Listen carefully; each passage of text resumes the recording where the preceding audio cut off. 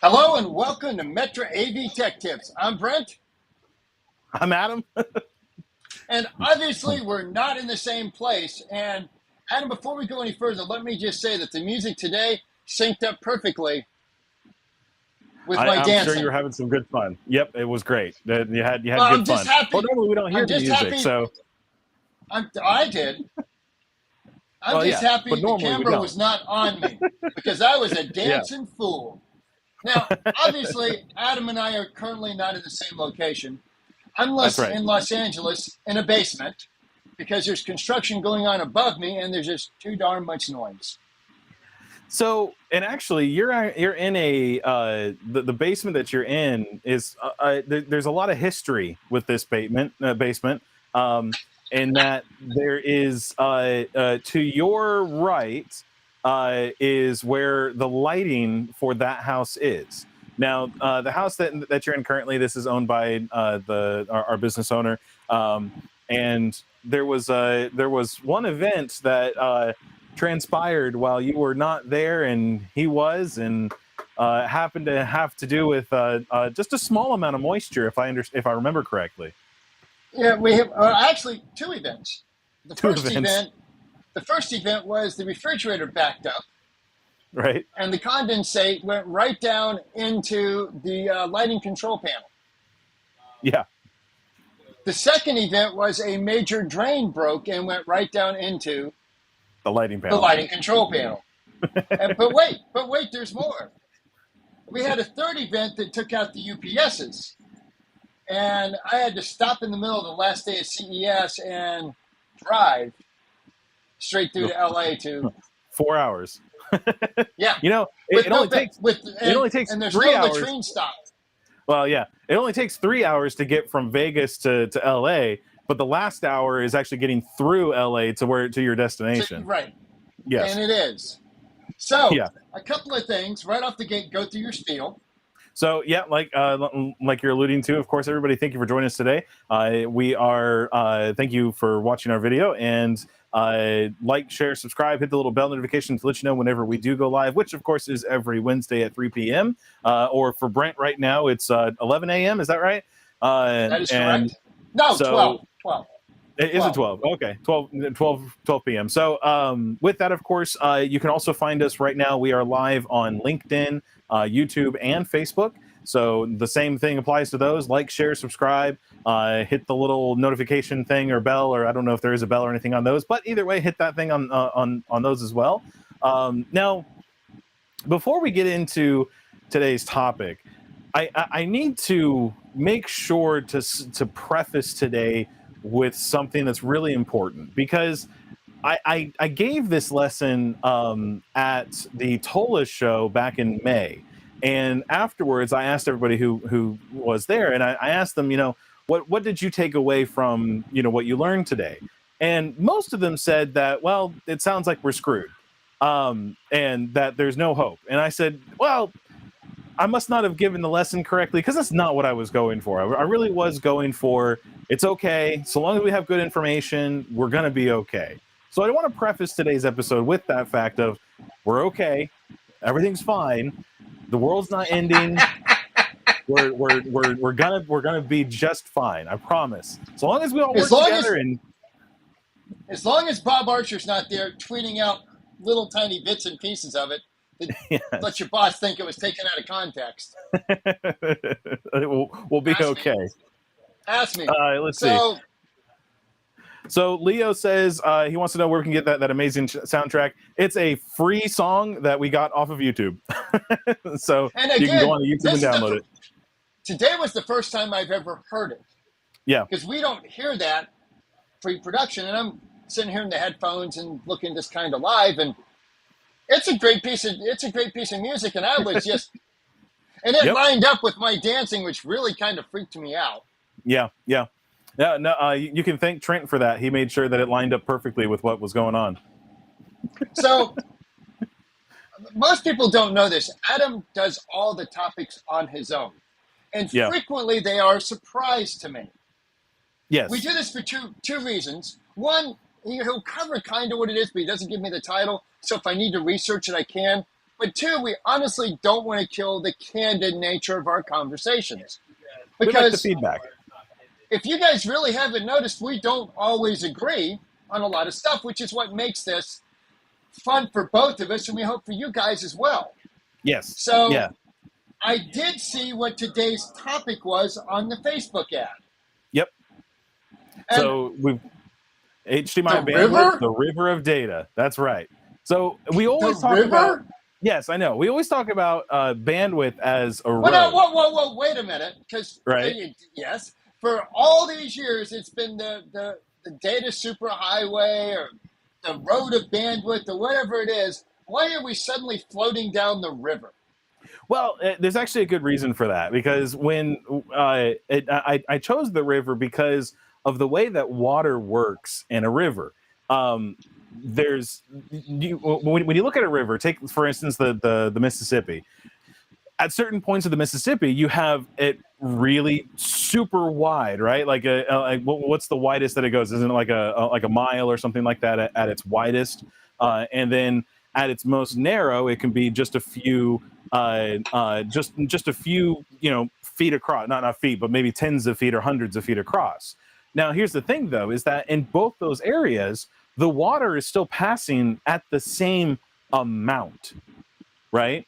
So it's still flowing through at the same amount. Now, I'm not going to say it's the same speed, but it's the same amount. Joey, we really appreciate that, sir. We try to get good information out there for everybody. And as always, if anybody has questions along the way, please ask. Or if you want to, put in your own little tidbits and stuff, please do. We're always looking forward to that as well. Adam, I'm digging this. I can actually see the statements for the first time. Yeah, they show up on the screen with this. It's a great feature. It just shows up on the screen, and it works great. Big fonts. Yeah. Oh, you can actually read it now, is what you're saying. I can read it. Maybe you just need to wear your glasses during these shows. So I'm going to do this. I'm going to switch over, and I'm going to do a top-down shot. Now, Brent, I'm also going to take. Why is there black? Okay, that's my laptop. Okay. So I'm also going to take you off of the screen here, but I'm going to keep your audio on. If I can hit the right button. There we go. How about that? There we go. So you're still there. Okay. Okay. So here is the river at the widest point, right? And here's the river at the narrowest point. Here's the thing.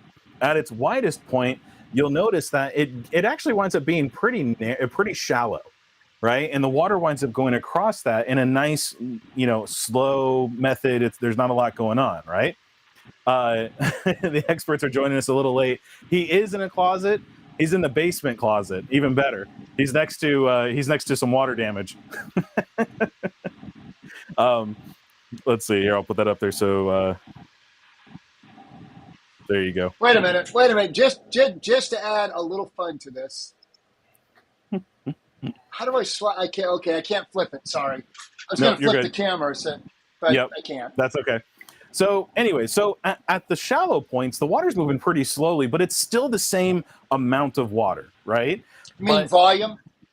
Volume, yeah. Volume's probably the best way to put it. Still the same volume of water over a period of time, right? So a minute, a second, an hour, whatever it is. Now, at the narrow points from side to side, it's narrower, but you'll notice that in those areas, it's usually deep. It's much deeper. Now, the water would be traveling in the same aspect. Now, the other way to do this is that we can have a narrower amount or a narrower space, but in this space, the water is going to be traveling at a faster rate. Now, I didn't talk about this a whole lot because HDMI doesn't work that way. It does, but it doesn't. It does, but it doesn't. So with this, I'm gonna take this out because we don't the electricity going through the copper doesn't go any faster, right? We don't speed up the electricity. It's locked in at whatever rate that it's going. But here we have a wider portion and we have a deeper portion, right? Okay. Leo says you're looking for your red stapler. All I know is if Mary Wells starts singing River Deep Mountain High. I'm out of here. All right. So, how does this apply to HDMI and bandwidth? Well, let's back out a little bit here, and I'm going to switch this back over to the other view. This is better, right? You can stay down there in the small portion of the screen. I'll take over the large portion of the screen. There we go. All right. I'm still working on your analogy, so fill me in some more because let me work through the rest of bandwidth a little bit. Okay. So, Brent, what was the bandwidth limit of HDMI 1.4? the bandwidth limit of 1.4 was in theory 10.2 gigabits. 10.2. And I said in theory. Yeah, well, and that's because there's a lot of things involved in that. You've got that's the total cable capability.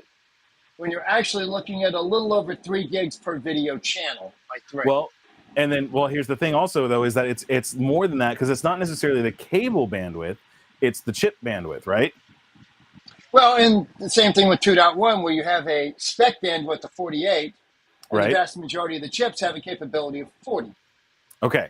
So what we run into when it comes to HDMI bandwidth is that as we go into the higher speeds or the higher bandwidth, and that's where things get interesting. Speed isn't really what's happening. We're just getting more across the cable at the same in the same amount of time. So the difference is that we're going from a really narrow cable or narrow portion, and we're sending a small amount of data through there, a small amount of data through there, till now when we're having to cram more data through the cable. And so what's the easiest way to do that? Well, we're going to widen it, right? So now as we widen it, we can transmit more data across, from A to B in the same amount of time, right? So wait a minute. Is this lanes on a highway?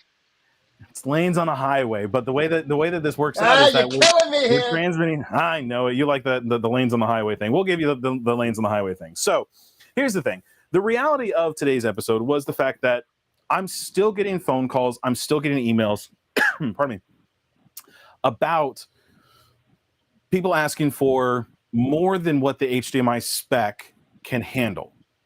Whoa, pick me. Go for it. 4K 6444 and an HDMI 2.1 bus? That's possible. Yeah, not at 2.1 bus. On a 2.1 bus. On a 2.1 bus, but not a 2.0 bus. No, a 2.0 bus, that's not possible. Now, so, you know what? I think the easiest way to describe this is actually to go over to the calculator. I'm going to share my screen real quick. Is this your new calculator? It's the updated calculator. I'm working on a new one that looks nicer. You mean looks like me? All right. Brent, nobody can look like you. Thank you, I think. All right. So what you should see on your screen is the HDMI bandwidth calculator that I've built. Now, I've gone through a lot of effort with this one, so and let me know if something looks off or doesn't look right as far as the math works. But the way that this works out is pretty straightforward. We've got our different resolutions. In this case, we're going to do 4K. And you said 60 hertz. So yes. The frame rate is 60. And a bit depth of 10.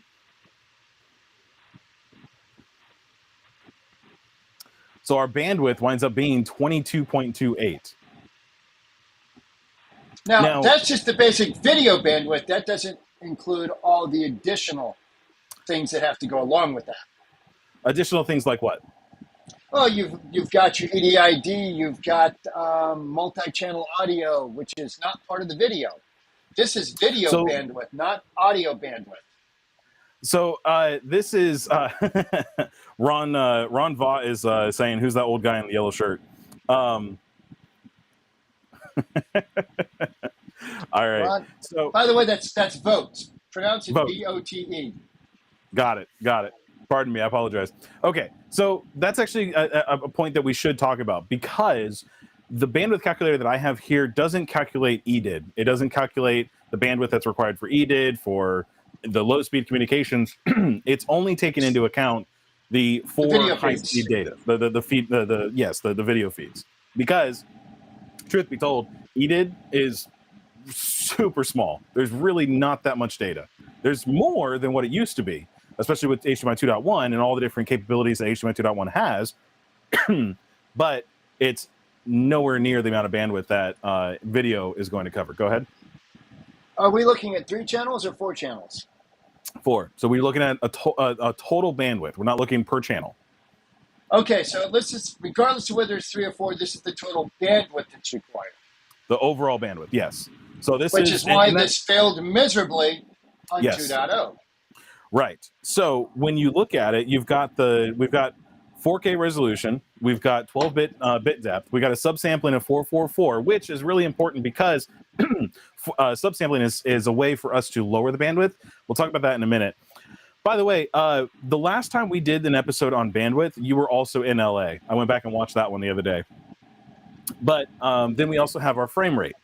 Now, the frame rate is also another way for us to lower the amount of bandwidth because, of course, how many frames per second? It's the same second. It's the same amount of time.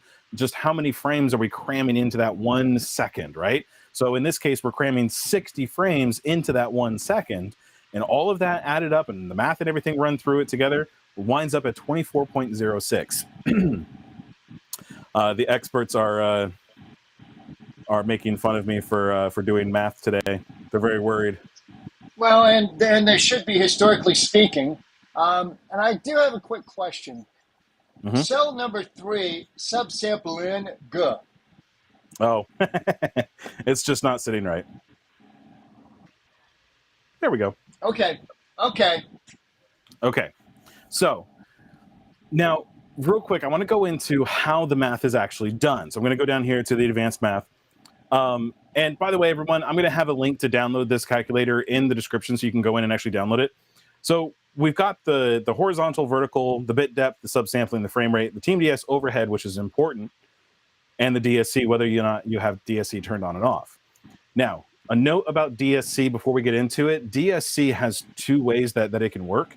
With DSC, you can either, depending on whether or not, and let's say E3 is 1.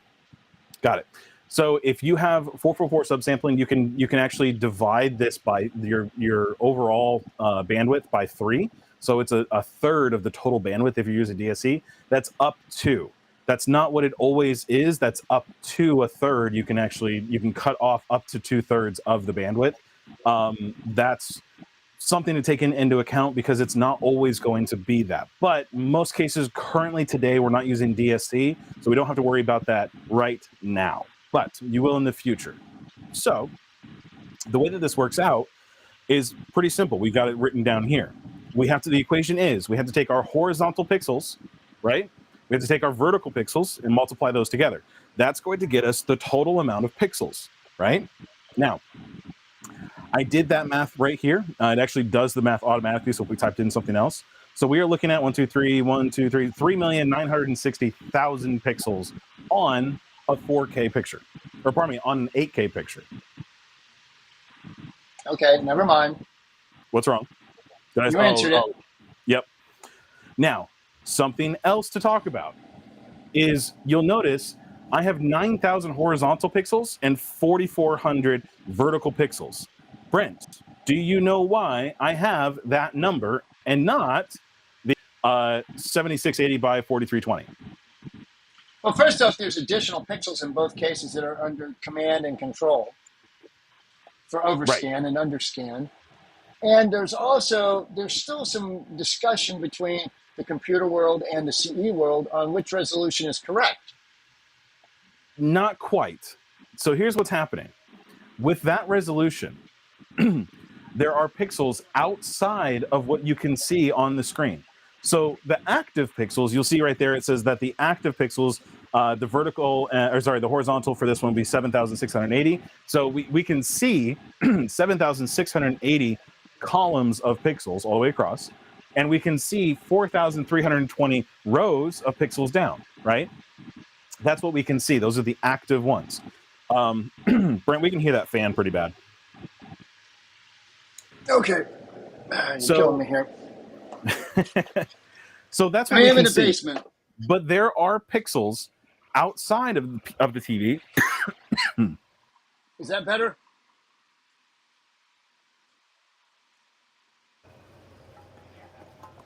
We can see the pixel. There are pixels outside of the TV that we can't see. Still dealing with stuff. So those Well, pixels, there always have been. If you look at old right. TVs that had overscan and underscan adjustment, you would see the lines at the top and the bottom, and you would adjust the video outside of that. That's right. And even back in the projector days where we had reel-to-reel projector systems in theaters, there was a section of the film that was outside of what the projector would show that actually carried the audio for the picture that you were watching. And that was actually off to the side of the reel. It was actually printed onto the reel that way. Really a cool system with how it worked. I believe it was it Dolby that started that? No, it goes all the way back to the beginning of film. Well, right. The beginning of talkies. Talkies. You were there for that, right, Brent? You know, you put me in spots where I cannot share the proper physical response to your comments. So you were. So Leo makes a really good point, actually. When you start doing video walls, you start to you learn a lot about total active and visible pixels. That's really important to know, because in video walls, you could step out into those other areas where you have non-active pixels. That's a really good point. Now, in those non-active pixels, or the pixels outside of our view, there's still data there. The source device is still transmitting data for those pixels. Even though we don't see them, they still carry data, and in fact, they still carry really important data. So on the TV behind me here, I've got an 8K LG here. The pixels on the outside, they carry HDR data. And now that we have HDR 10 plus, which is a dynamic HDR and Dolby Vision, that information is carried on those pixels on the outside. Now, it's digital data. It's actually ones and zeros, and it uses that information on how to display the rest of the picture. But it's still data. It's still a 1. It's still a 0. It's still on. It's still off. It's still areas for the TV to be able to transmit that data. On top of that, now that we have audio, all the way up to like Dolby Atmos, where we have a 3D environment now for audio, that's still data that's transmitted on the outside of the screen. Now, in fact, do I need to call an ambulance for you? Are you okay? I keep coughing. I get excited about these things. HDMI bandwidth is actually one of my favorite things to talk about, just because it's fascinating, the amount of information that's actually being transmitted. Which means that it's digital and delivered on a hard drive. There's Michael's talking about how everything's transmitted now, delivered on a hard drive. It is, yes, and most everything's not transmitted. Well, yes and no. It's still transmitted over the air. You can still get HLG, which is a type of HDR or high dynamic range. I believe Michael's referring to movies. Well, yes, the movies now, they're not reel to reel anymore so much. Although there are still cinemas out there that do reel to reel for certain things. Like I think wasn't it that makes this a moot point. Well, almost, because audio is still on the reel itself. It's still outside of that. It's not a pixel in that case, because it's actually showing the frame or the audio waveform. But that's different. Anyways, moving on. But with this. Yeah, keep digging. So the pixels that are outside, right? It's actually kind of interesting, because up here, top left-hand corner, this is pixel 1 of 1, right? Or it's more than that, but let's just say it's 1 of 1. It's 1 up and one up and down, 1 left and right. But it's not. The pixels actually are on the outside at the no, pardon me. It is. So that's 1 of 1, and then down here in the bottom, it extends past the bottom of the TV and past the right-hand side of the TV. So your, what is it, 3,960,000th pixel is down here on the outside edge of the TV. So all of that information that's on the outside is still information. So we still have to account for that and calculate for it. Now, from here, we have our bit depth. Now the bit depth, that one's fun. Bit depth, of course, is what gives us the ability to have a deeper color, gives us the ability to go into HDR. Dolby Vision, of course, is what we're looking at for like 12-bit. HDR 10 Plus uses 10-bit still, but it can use 12-bit, all that kind of stuff. But anyways, that's part of that. But the math for that is also really interesting because, Brent, 10-bit is not 10 bits, right? You want to quantify that statement before I answer it? So 10 bits is 10 Is bits. this alternative facts? Yeah, it's fake news. It is, so 10-bit is not just 10-bit, it's 10-bit per RGB. So it's actually 10 times 3. Per so channel. It's 30. Yeah, it's per channel. 4. No, it's only 3. It's only 3. So it's 10 times 10, or sorry, it's 10 by times color. 10. Right, for the color. That's right. So when you look at total bits per channel, we're actually multiplying that by 3.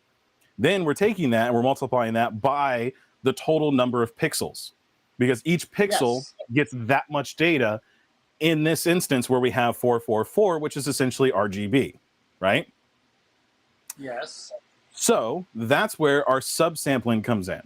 Now our subsampling is our 444, 422, and 420.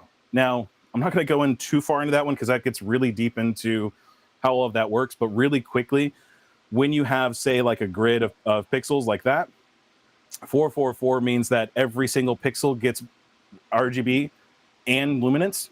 422 means that we have those 2 pixels, these 2 pixels, those 2 pixels, and those 2 pixels share color data, but still have this, their own luminance value.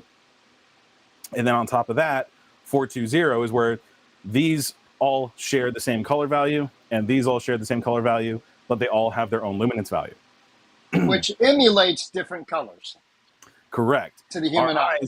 Our eyes pick up luminance values much easier than it picks up in color differences. And so because of that, it's easier for our eyes to see that there's a difference there, so we make it look like there's different colors.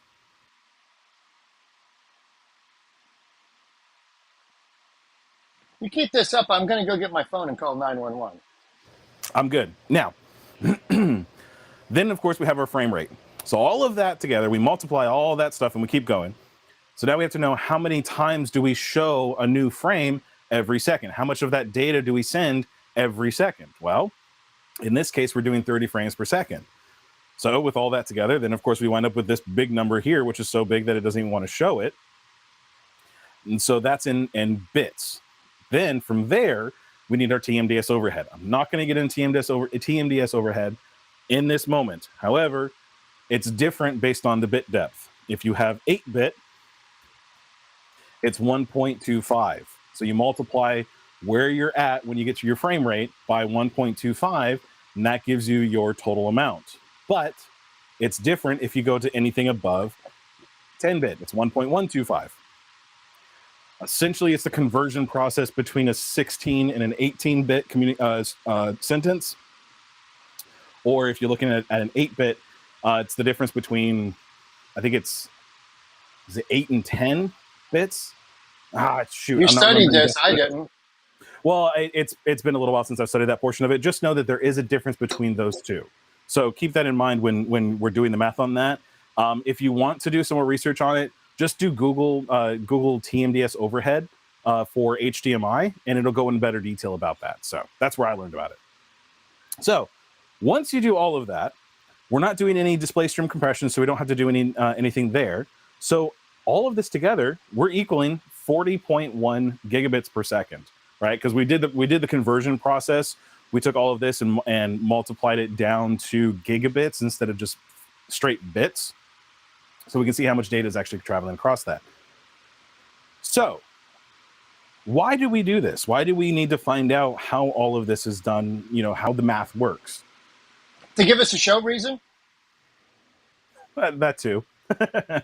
But the truth is that you can actually play around with these numbers. And it's actually kind of striking how it works. So what I want to do, I want to take the information that we have here, and I want to play around with the thought process that how low can we still get 8K? How low bandwidth can we go? What's your guess, Brent? Well, we have to cheat With- something out. without So DSC. Without DSC. With no display stream compression. if we take 8-bit and go to 30 frames, if we take 8K, 30 frames per second, 420, 8-bit color, I am going to guess somewhere in the 21 to 23 gig range. Okay. Now, I'm not going to this make is a guess off the top. because I already know. Go ahead. I'm just speculating, but 21 to 23. Okay. So we've got 8K, 12-bit, 444, 60 frames per No. second. I said I know. 8K. No. I know. But I want to start. I'm going to start here, and I want to make one massive note because, Brent, what's the HDMI 2.1 bandwidth limit? Well, currently on paper it's 48 gig. So where are we at right now? We are double the amount of bandwidth that is allowed on HDMI 2.1. Not allowed, but supported. Supported, capable. I mean, under 2.0. No, No, 2.1. I didn't say capable.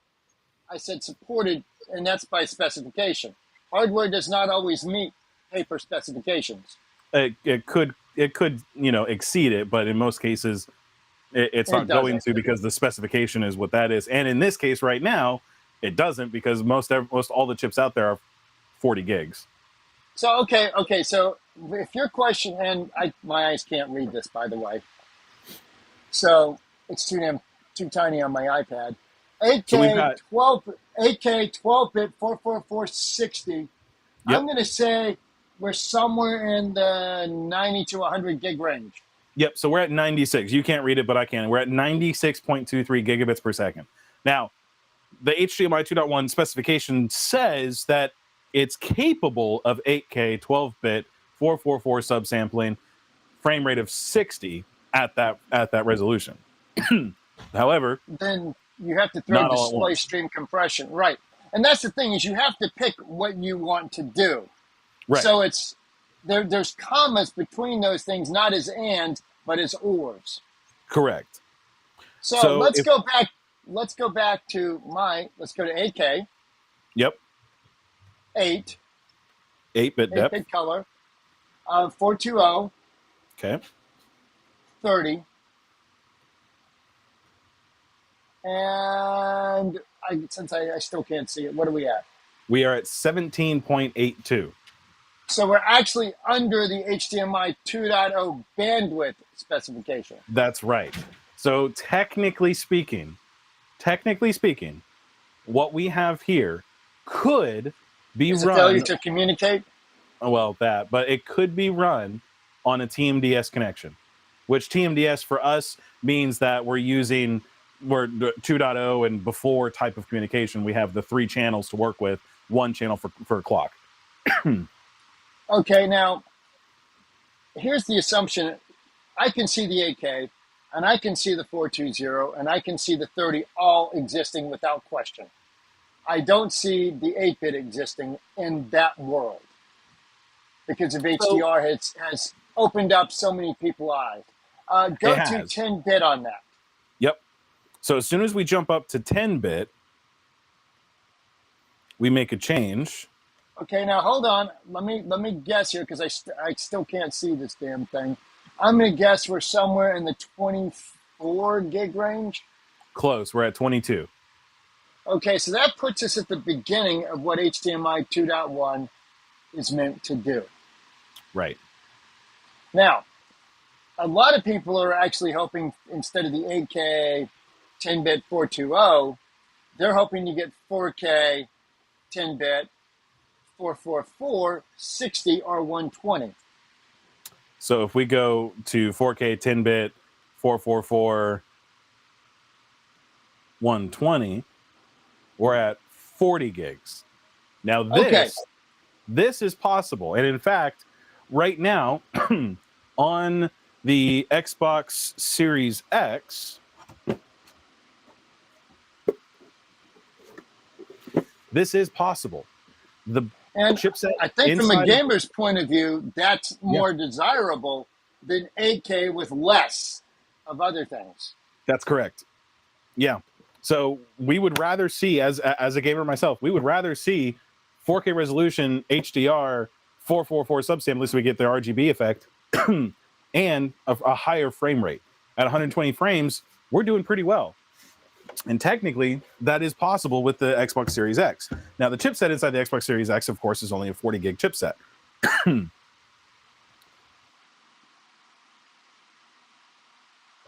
But because of that, we also need to be aware that we have to have the overhead there to make sure that we're covered. Now, luckily, the overhead is built into it. That's that Tmds overhead that's there.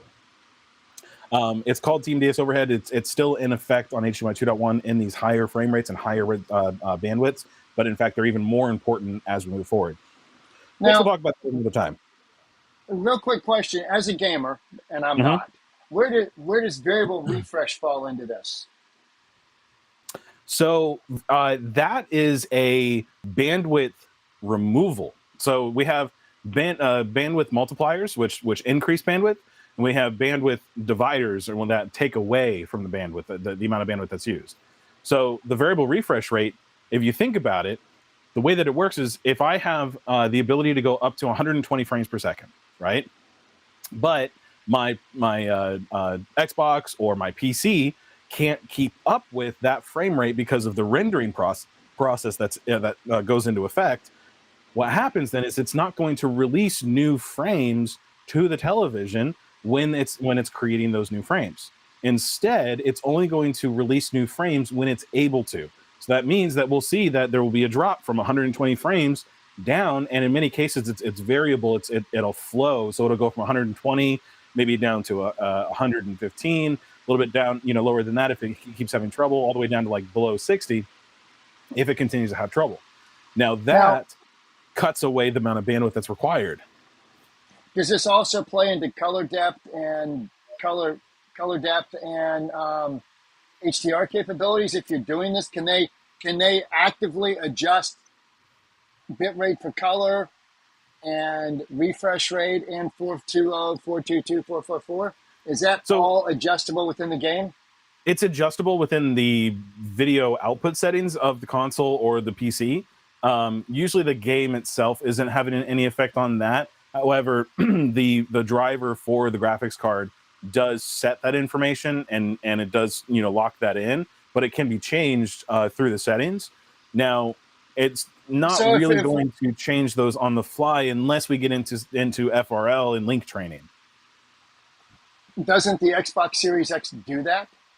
Technically, it does because it's part of the 2.1 spec. Because the idea is as refresh rates required to go up for some kind of activity on the screen, typically you will lose a little bit of color depth to adapt to that. No. So no. So the way that link training works, link training is really only just testing the cable itself. So if you have a good cable, which of course you've gone out and you've purchased an ethereal cable because you're smart. If you have a good cable, then the link training is going to say, oh, great, you're good. You're at it's a good cable. I can get the signal from here to there at the bandwidth that's required for me to get that signal across. So it's going to lock it in at these settings and these capabilities. Okay. But if the cable itself can't handle it, it's going to lower the output of the source to make up for the bandwidth limitation of the cable itself. But here's my question is actually specific to what's happening in the console. Let's say we set a maximum refresh rate of 120. And with the variable refresh rate, it could go 60, 40, 80, whatever the rate is. But if it's high color depth, the ability to support a high refresh rate, you have to pick what you want. You can't have everything all the time. You do, and what you're talking about is a minimum refresh rate, for the display. So you can go into many games and you can have it lock in to say, I don't want the frame rate to go below this amount, and so then it can work within that, and not go below. Or pardon me, maximum refresh rate. You can have set a maximum refresh rate of whatever it is, and what it will do is it will lower No, pardon me. You can set a minimum in some games, and so it'll say, okay, that's fine. We're going to lock it into this frame rate, not go below that frame rate, but we're going to lower the resolution of the picture, or we're going to lower the Color quality depth. of. Well, no, not necessarily color depth. It's just lowering the quality of the picture that's being rendered. That's a little different than what's actually being output by the card to the display. Two separate parts working together to actually get the picture out there. The first part is that it's working to generate the picture. It's rendering the picture. From there, it's taking that picture and putting it to the bandwidth that the output of the source can actually send out to the display. Well, one of the things we obviously learned from the Oppo machine is it's capable. It's possible to set the machine to something that's higher than what the HDMI and that in that time frame 2.0 spec could support. Right. Because the Oppo player author allowed you to set it to 444, which was guesswork under the best conditions because the discs were not even rendered at that. Yep. So with gaming consoles now are capable, at least from internal settings, of exceeding what the chipset can do. Yes, and there's there's so much more to that's happening on the rendering side of the game than there is on the HDMI side that we probably shouldn't get into for the fear of saying something wrong about it. But just know that it renders, because you can over render something in the game, which ultimately makes it look better. Certain games have the ability to over render. So, for instance, I have a 1440p monitor on my gaming PC at home, but I also have I can have my settings for my games render the game at 4K, which means that I'm actually rendering the picture much higher resolution than what my monitor display, but it's taking that, downscaling it to the resolution of my monitor, and then sending it out. Now, ultimately, it makes the picture look better because it has more data to downsample from or downscale from. So we get all better aliasing and all that kind of good stuff.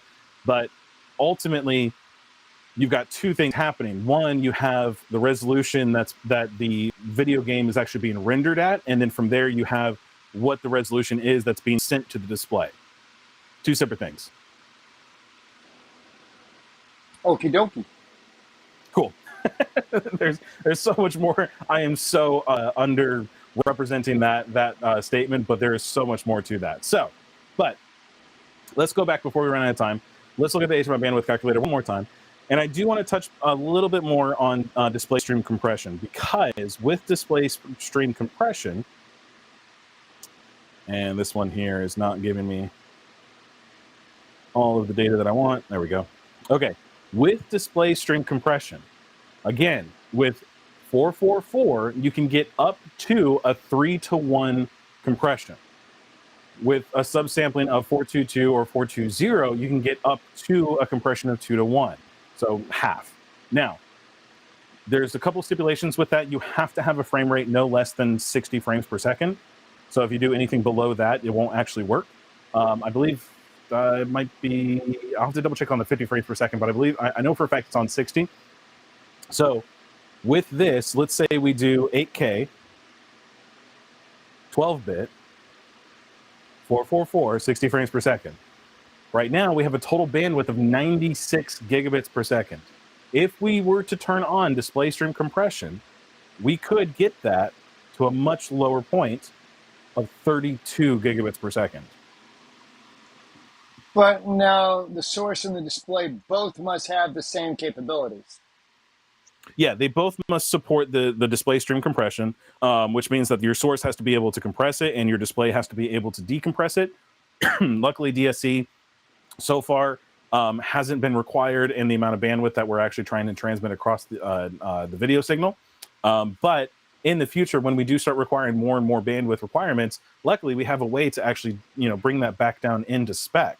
So let's say, for instance, is there any known latency involved in this? Currently, no. That I've been able to pick up on. And from what the description of DSC and everything and how it works, you'll be able to game with DSC enabled.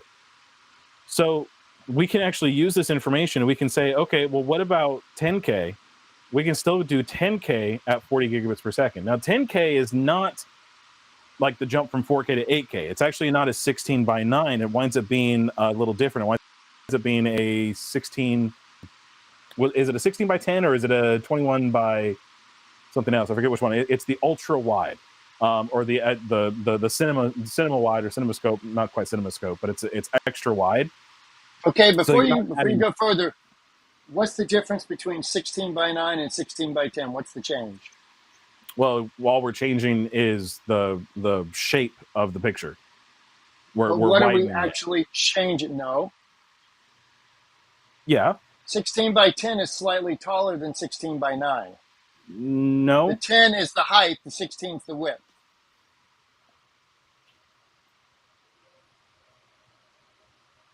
Think about a picture. 16 is wide, 9 is tall. When you're 16 by 10, slightly taller. This is why I don't do math live. I have the Excel already built that has all the math and everything in it.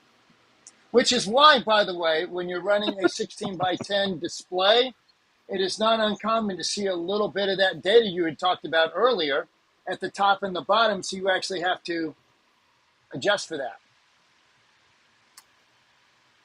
When you're putting a 16 by 9 picture on a 16 by 10 display. Right. Because 16 by 10 is more pixels. In those cases, you wind up with pillboxing. You wind up with the black edges. No. You're going backwards. 16 is the width. For every 16 pixels of width, there's 9 tall. But on 16 by 10, for every 16 pixels of width, there's 10 tall. Right.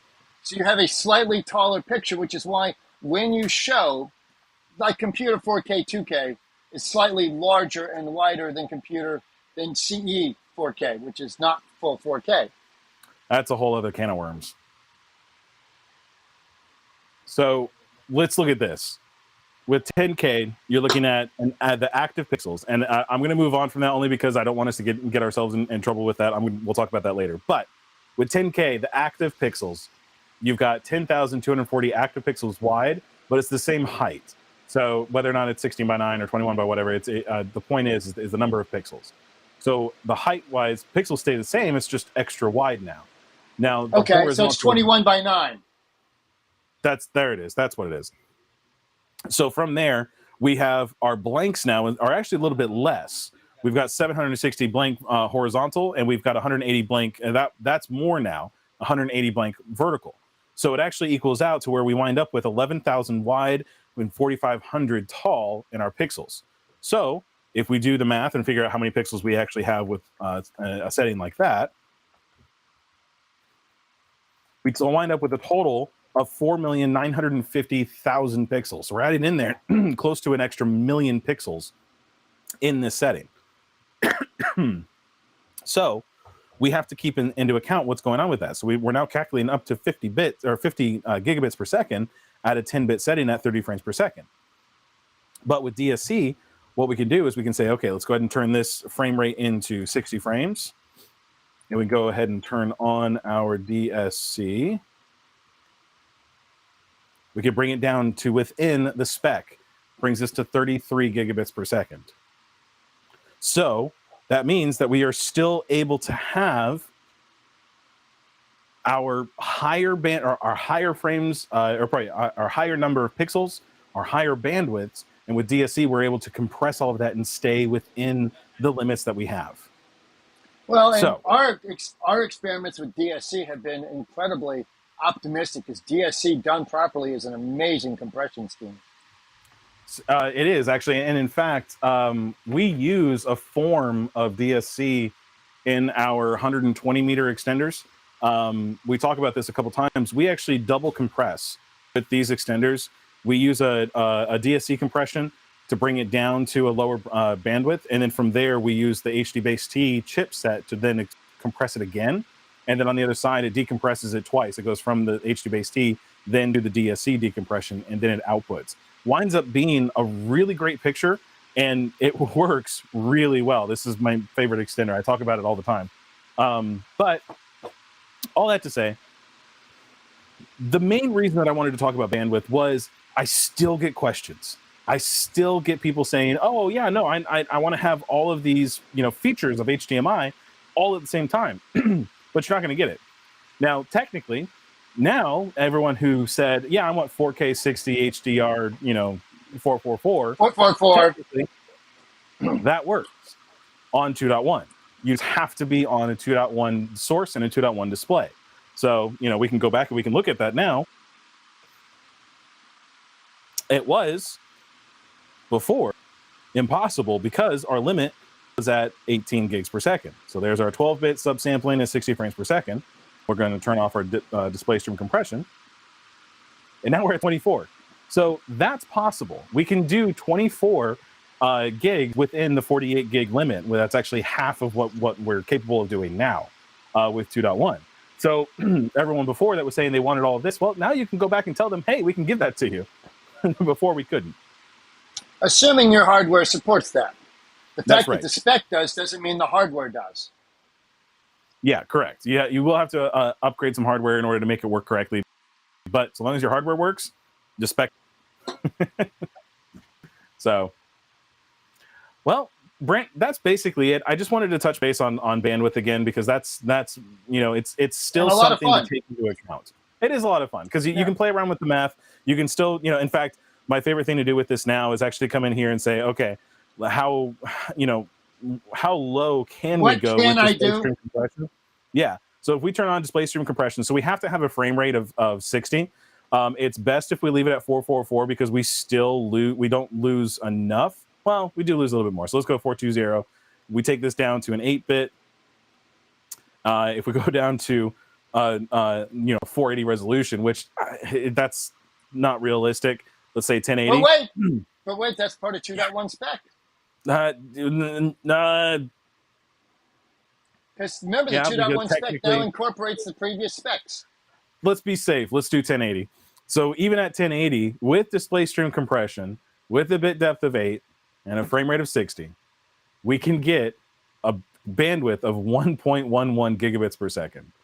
Turn off display stream and let's see what it should be. It should be 365, I think. 223. 223. Because we're doing subsampling. Technically, on 1080, you don't do a whole lot of subsampling. So if you did go to 444. Yeah. 4.46. Okay, so it'd be 420. 422. And then if you do 30 frames, it'd be 223 again. Okie dokie. Now I have a question. Yep. Since I am still off property next week, what is next week's show? I'm honestly still working that out. I think one of the things that we want to talk about with HDMI again is I want to talk about EDID a little bit more and show off a little bit more about how EDID works, the way that it communicates, and where problems lie with EDID. So I think we're going to have another EDID episode where, of course, that's still a lot of our calls. Yeah, actually, in fact, so I was doing an installation yesterday, right? Actually, it was over the weekend. I was doing an installation over the weekend. I called you about it, actually. I had a direct TV with a Philips TV, no audio. Now, here's the thing. I'm in tech support for all of this, right? You all asked for support. Things to find out what's going on with it. However, here's the thing. It humbles me to still run troubles when I go out and do installations, and I'm reminded that when you're out there doing the installation, you're in the midst of it, and everything is crazy going on in front of you, and it's not working right. So you're getting frustrated. The client's getting frustrated. Everyone's not happy. So in those moments, you miss things. Now, luckily, I called you and we were talking about it, trying to find out what it could be. So I got the Junior, brought it out there. Turns out it was not the Junior. The Junior didn't fix it, or the AIO2. The AIO2 didn't fix it. But there's a reason it didn't fix it, because it wasn't an AIO problem. The problem is that it was an EDID error between the TV and the DirecTV. DirecTV is not a 2.0 source. The DirecTV is a 1.4 source. The TV had a 2.0 input. I was on 2.0 for its EDID capabilities. So Now, I went back wait. One of my questions to you was, did you try other inputs? So obviously you didn't. No, I did try other inputs, but the other inputs don't. It's not set that way. It's not a dedicated input for a 1.4. Oh, okay. So you actually in the software set. Okay. Yep, I had to go into the menu and actually change it. Now, to Philip's credit, it was a per input EDID selection, which is awesome. That's which is awesome.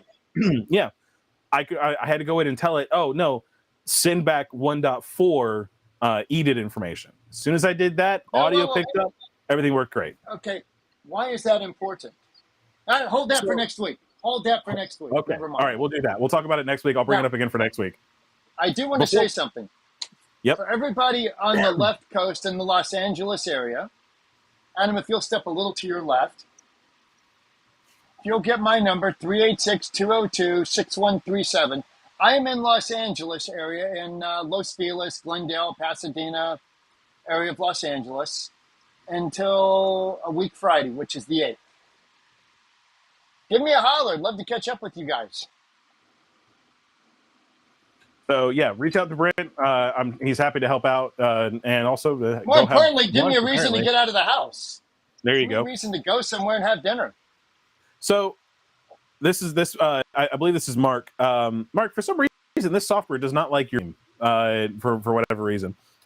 He's asking the big question: what does this have to do with cable capabilities? Everything.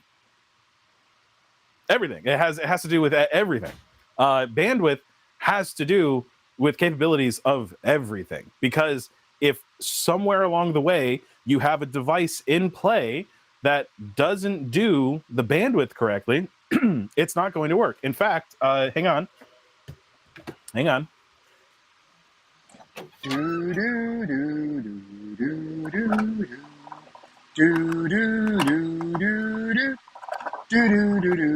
TV just went off. Is it shutting down on you? It's been an hour. Okay. So, Brent. Adam. What's your standing on HDMI couplers? I don't like them because they're a loss point. So, the bandwidth, this is where we have a failure. This part here... They're a choke point. It's a choke point. It limits the amount of bandwidth that's able to pass through. Now, the reason why it might be by limiting the bandwidth is a multitude of reasons. However, ultimately, it's the fact that it does limit the amount of bandwidth that passes through this point. So if you have a coupler in place where it comes in one side, comes out the other side, and you plug in an HDMI cable in there to make it go longer distance, it's not going to work. Well, pardon me, it'll work, but maybe at a really low resolution, much lower than what you are actually wanting to view. Well, so that's assuming it's a good coupler that we're not having EDID loss on as well. Mm-hmm. Which is an entirely other point of it. That's maybe next week's show. Yep, exactly. So, and thank you for that question. Yeah, great question. It really does have everything to do with it. If you don't have a good quality cable, well, okay. I started off this episode with talking about that it's okay. We're going to survive. And the reason why that we're going to survive is link training. So, link training, very simply, will test the another cable. Show, but yes. Yes, very simply, it tests the cable to say, hey, what are you able to see? The TV essentially will receive the signal from the source device, and it actually outputs a signal, and it says, I didn't get it, or I didn't get all of the data. So then the TV says, I didn't get it. So the source says, okay, let's go ahead and step it down a little bit. So it might lower the subsampling. It might, increase the subsampling. It might lower the frame rate. It might do a lower bit depth. Whatever it is, it's going to step it down. And then it's going to try it again and try to communicate with the TV again. So once it does that and it says, no, I got that one. That one worked. It locks it into that one. So that's going to start causing these systems to work. So you might have an old cable in play, plug it into an Xbox Series X or a PlayStation 5 or whatever, plugging it into this and then plugging it into the TV. And in many cases, it's going to work. it's just going to start working. However, it's going to, one of the problems that we might have is that it might say in the top of the TV, 8K, HDR, whatever, but it might not actually be doing it at the full amount. So that's why a good quality cable is so important, because TV might lie to you. The display might lie to you. Some of them might be good, and they might tell you that, hey, we've stepped it down, but I haven't seen that yet. But you might not be getting the full picture. So a good quality cable put in play will allow you to have the good quality picture. Where it's almost like we're seeing a merging of the audio files and the video files kind of working together now, because it used to be where the video files are just locked into bandwidth. That's just kind of how it was. The copper is copper, you know, as long as it's plugged in, it's going to work, right? Yes and no and no. But the point is that you had math. So long as you followed the math and you were good, you had a picture. If you didn't follow the math, you didn't get picture. That's just it. That was it. You just yes or no. You had picture or not. With audio, it's kind of similar in that you have audio and you have a range of quality of audio to the point of amazing, the best you've ever heard. You know, you've died and gone to heaven, all the way down to I'm listening to this on a 1-inch Pico speaker out of the chassis of my computer, right? So you have this range now of audio where now it's kind of having the same effect on HDMI because of the link training, where it's able to lower the bandwidths of whatever it's you know, whatever's on the screen at that time, so it can actually continue to work and show you a picture. So now you'll have amazing picture that looks the best that you've ever seen. You know, you died and gone to heaven, all the way down to why did I spend all this money on an amazing TV and an amazing source, right? I just spent all this and it doesn't look that much better than what I had, you know, what I had before. And that's why. Yep. Because the connection in between bottlenecks it does the link training and lowers everything down. And kind of on that point, at the end of July, up in New York City, is the annual King of TV Shootout. Yes. Where once again, I will be there. We're doing the cabling. And the whole purpose of this is exactly what you just said. How good can it be? So I'm very much looking forward to this. If anybody's up in the New York area, look at, it's the King of TV Shootout 2022. It's worth showing up to. Yeah. No, that's actually a really cool thing. You weren't at the King of Shootout. You were at the projector shootout recently, That right? was a couple of months ago, right? Yeah. This one's handled typically this time. We did it last year, same location as last year in New York City by Grand Central. And it's the 31st of July. Yep. Yeah, that'll actually be a really cool show. I'm really curious to see how that's going to go. Very excited about it again. And we'll be taking some different cables, some of our cool things coming up there to test. Because you and I don't get the opportunity to play with this many things. Yeah, that's for sure. I really want to see the Samsung QD LED. Now, also coming up, unfortunately not as soon, but the end of October, is the Plug Fest. Yeah. Very excited about that one. Unfortunately, nobody can come to that, but that one's going to be a lot of fun too, because we get a chance to plug stuff into other things. Yeah. And on that happy note, I do have a construction crew I need to check on. Really quick, Leo, we only buy 8K cables. Hold on. So Leo's message here about that he only buys 8K cables, there is a lot to unpack there. So when you buy 8K cables, that's fine. But remember, 8K can be below 18 gigs per second. The real thing that you want to look for is making sure that it can handle 48 gigabits per second, the bandwidth. That's why it's so important for bandwidth. So, don't look at a feature set, look at bandwidth capabilities, the number. That's right. Yep. And on that happy note, I need to go see what's happening on the construction site. Yep. So we'll go ahead and wrap this up. I'm Brent. I'm Adam. Reboot early. Reboot often. Don't cut your wires too short. Turn off CEC. And make sure you're at least 20 meters on your category cable between your HD base T extenders. That's right. And don't forget, call tech support. We'll see you next week. Thank you. We'll see y'all next week. And thanks for watching. And come back next week for our next episode. We'll see you then. I'll still be in the basement.